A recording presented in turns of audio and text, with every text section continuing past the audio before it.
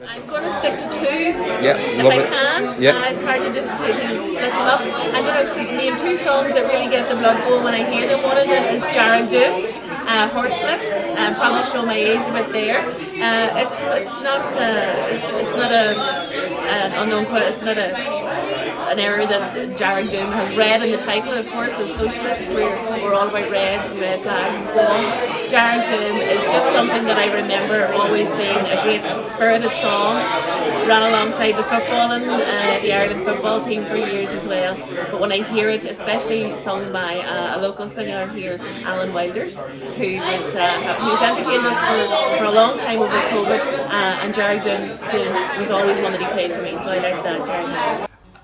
Only because I'm in the shop, I can mention an Irish artist. Every single day I come into the shop, I pretty much, I'll say her name, I'll tell the musical device to play Lisa Hannigan every day for 4 years now. Yeah.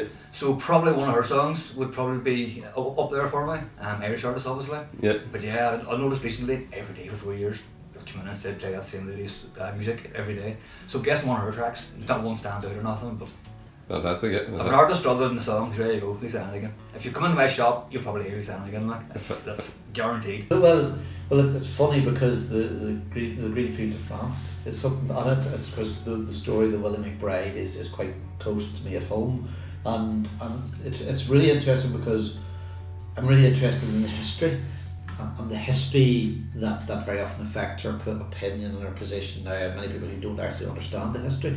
The thing about Irish history that's interesting is that you need to take things and put things in context, because everything happened at a time, and if you take it in isolation it'll have a meaning, but if you get it in the context of sequence of events, it very often is different.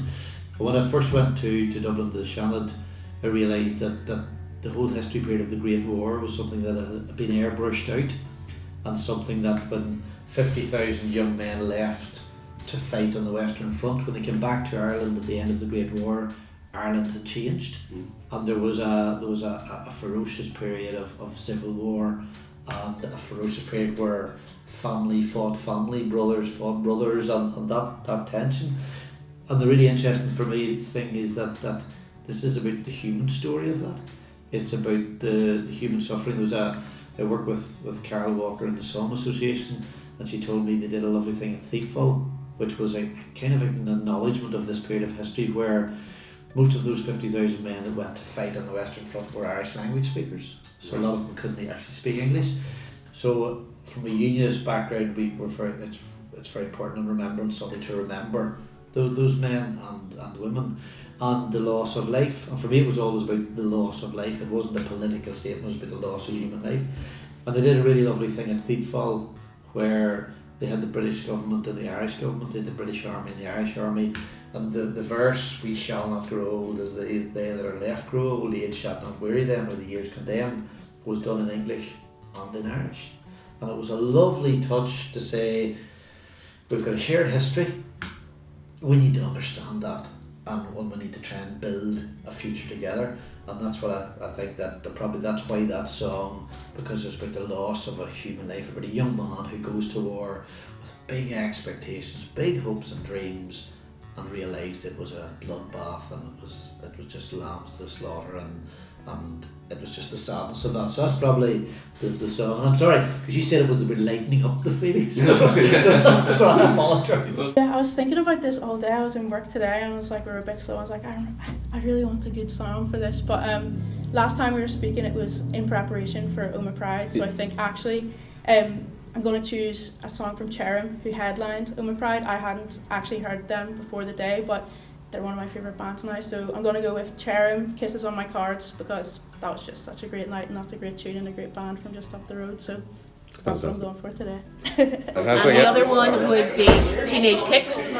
I mean, if you can't have the undertones when you come from West Tyrone, it's of its time. It was a fantastic chant, and it still remains a firm favourite. And when I hear my own children singing it, and they wonder how I know the words, that's just magic. Fantastic. So it's intergenerational, isn't it? Absolutely. Yeah. And just to extend that, there was the big controversy about the street art that had Teenage Kicks So Hard to Beat up in Belfast. Have you heard about that? I haven't heard, but I can tell you. So there was a road bridge, and I don't know if it was commissioned or not, but there was street art that said "Teenage Kicks Are Hard to Beat," and despite all the murals and all the graffiti all around Belfast, that's the one they decided to paint over. And until the sort of the people had raised that this was the least offensive graffiti in the north, in Belfast. The council eventually decided to replace it, like. But well, that seems such a shame because, as you say, it reminds us about something positive that has come out of this part of the world, the music and the songs and the vitality and so on. And I don't imagine that anyone could ever read that piece of graffiti without actually singing it and getting into the whole air guitar thing. So I think that's a bit of a shame.